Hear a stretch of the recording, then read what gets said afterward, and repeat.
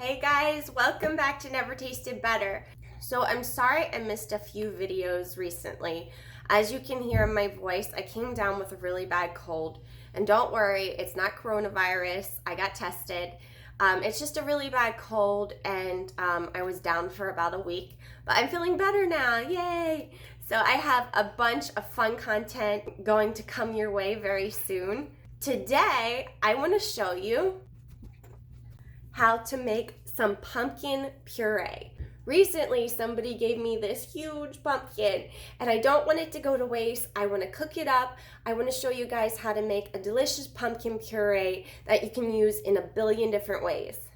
So you're going to start out on a cutting board and with a really sharp knife.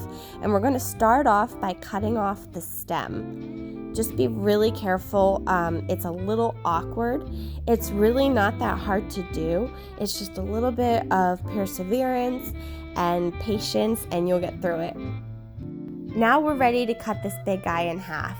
Go ahead and make sure that you just take your time with this part. Both of the halves should be as even as possible. If you ever cut a spaghetti squash, that is way harder than cutting through a pumpkin. Using a spoon, we're going to go ahead and scrape out all of that fleshy, stringy stuff and all the pumpkin seeds. We want the belly part of our pumpkin to be very clean.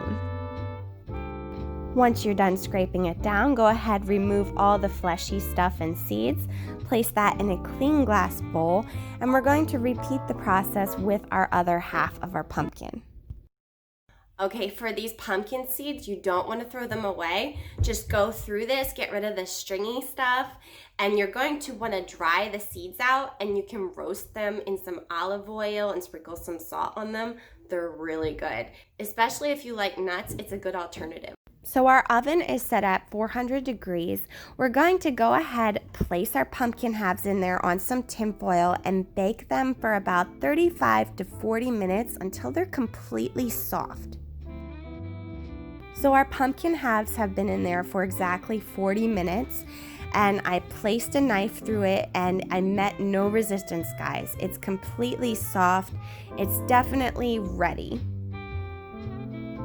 So we're going to place our pumpkin half on a cutting board. Also, the tin foil is still underneath it. I like to keep it there, guys. We're going to use a fork to help us peel off the skin. I did let our pumpkin halves cool off a little bit, so that way they're a tiny bit easier to handle.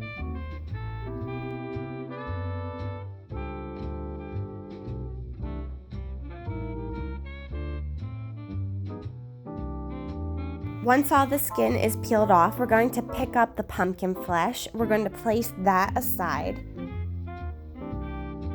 Using the tin foil, go ahead and wrap up all of that skin and throw it away. Don't forget your other half of the pumpkin. Go ahead and skin him, set the flesh aside, and get rid of all that skin. Back to our pumpkin flesh. Using a sharp knife, we're going to go ahead and cut the pumpkin flesh into nice sized chunks that can fit into our blender. I used the biggest blender I could find and I packed it full of pumpkin flesh. Our next step is going to be pureeing all of this pumpkin flesh until it's completely smooth. I did this on high speed for about 2 minutes.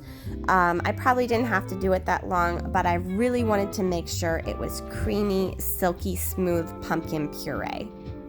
It really came out great, guys. Look at that gorgeous pumpkin color, silky smooth, and it tastes like pumpkin.